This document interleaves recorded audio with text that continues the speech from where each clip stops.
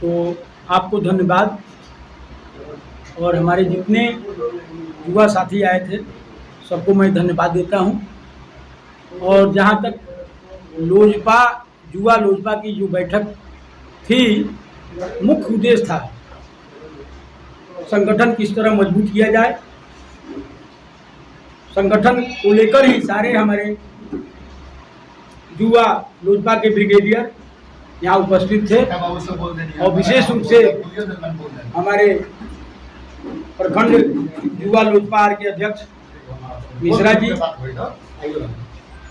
पप्पू जी, हमारे प्रखंड अध्यक्ष ध्रुव चौरसिया जी, हमारे विभिन्न सीनियर साथी लोग मौजूद थे, हमारे युवा साथी मौजूद थे। विशेष रूप से हम लोग का यही मकसद है कि हमारा संगठन विस्तार कैसे हो, संगठन मजबूत कैसे हो, ताकि आने वाले दिनों में हम अपने आप को एक मजबूत स्थिति में ला सकें और राष्ट्रीय अध्यक्ष आदरणीय चिराग पासवान जी को मुख्यमंत्री के रूप में बिहार में स्थापित कर सकें।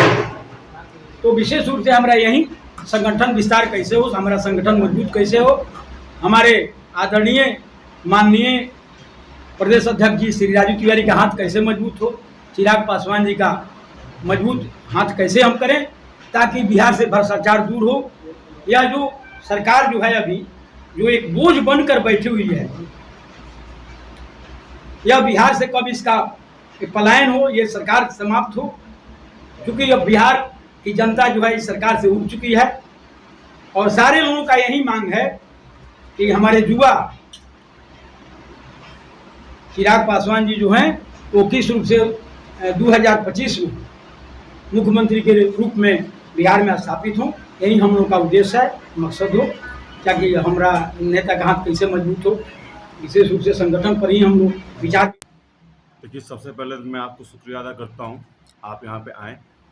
देखिए, आज हमारा जो ये बैठक था ये हमारा युवा का विस्तार और समीक्षा बैठक था, जहाँ पे आज सैकड़ों युवाओं ने इस बैठक में भाग लिया और हमने एक रणनीति बनाई है। हमारी सबसे पहली रणनीति ये है कि हर बूथ 10 यूथ, यानी कि प्रत्येक पंचायत में हम 10 युवाओं को बूथ स्तर पे लोक जनशक्ति पार्टी रामविलास से जुड़ेंगे, ताकि आने वाले भविष्य में वो सभी लोग राजू तिवारी जी का जो हमारे प्रदेश अध्यक्ष हैं उनके जो भी इरादे हैं उसको मजबूत कर सके। उसी को लेकर आज एक बैठक रखी गई थी, जहाँ पे हज़ारों की यहाँ पे लोग शुभकामनाएँ दी और सैकड़ों युवा यहाँ पे शामिल हुए थे,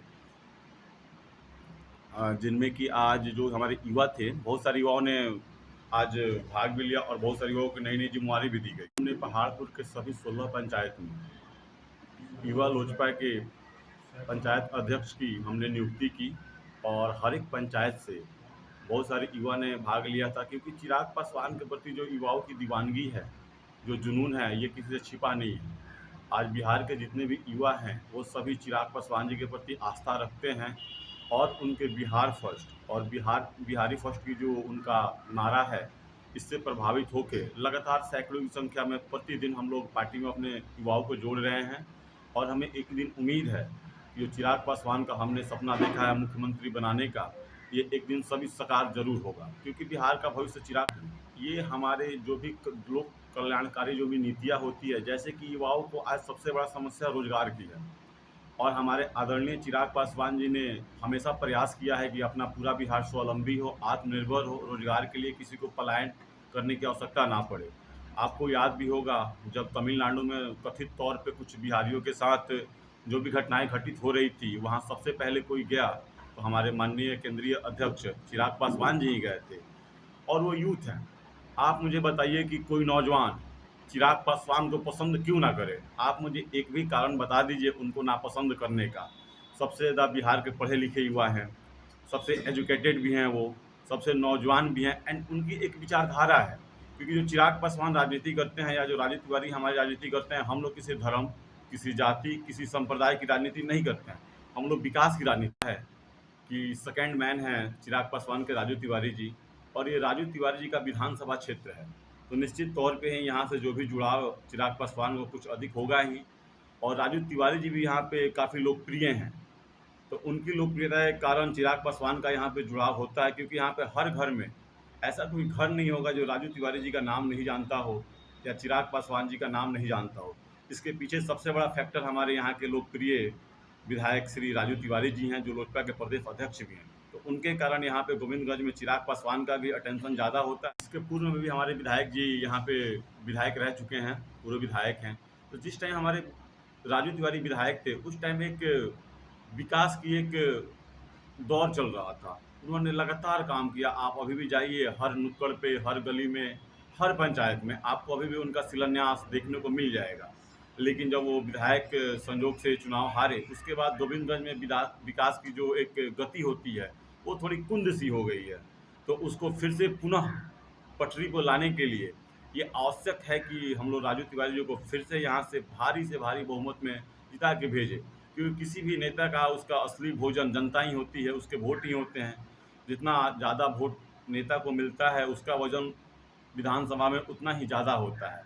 और यहाँ की जो भी गोविंदगंज की जनता है, वो समझ चुकी है कि यहाँ के लिए राजू तिवारी ही सही विकल्प है। क्योंकि आज की डेट में देख लीजिए आप, कोई भी प्रखंड हो, कोई भी पंचायत हो, जिस विकास के वो हकदार हैं, क्योंकि एक तो बिहार राज्य सरकार भी अपेक्षित यहाँ पे सहयोग नहीं कर रही है, और यहाँ के जो भी माननीय है, मैं किसी का नाम नहीं लूँगा, लेकिन वो जनता की अपेक्षाओं पे खरे नहीं उतर सके। आज हर तरफ भ्रष्टाचारी है। आप किसी भी काम के लेके जाइए, अगर आप जाते हैं ब्लॉक में भी, तो बिना पैसे दिए आपका कोई काम नहीं होता। लेकिन जब हमारे माननीय राजू तिवारी जी विधायक थे, तो उनके नाम से ही जितने भी कर्मचारी थे, सबके मन में ये थोड़ी सी रहती थी कि अगर हम कुछ गलत कहते हैं या करते हैं तो विधायक जी आ जाएंगे। लेकिन ये चीज़ आज नहीं है। जितने भी पदाधिकारी हैं वो बेलगाम हो चुके हैं। पहले देखिए 1990 में या 95 में चोरियां रात को होती थी, लोग कहते थे कि डकैती रात को हो रही है। लेकिन आज के ज़माने में, आज स्पेशली पहाड़पुर में भी या गोविंदगंज विधानसभा में भी चोरी दिन दहाड़े हो रही है। और चोरी कर कौन रहा है? सारे सरकारी पदाधिकारी कर रहे हैं। वो किसी की सुनती नहीं है, किसी के नहीं, सरकार ये या जो भी पदाधिकारी हैं वो किसी के सुनते नहीं हैं। इसका एक छोटा सा मैं आपको एग्जाम्पल दे देता हूँ। कुछ दिन पहले आपने सुना होगा कमालपुरा में आगजनी की घटना हुई थी।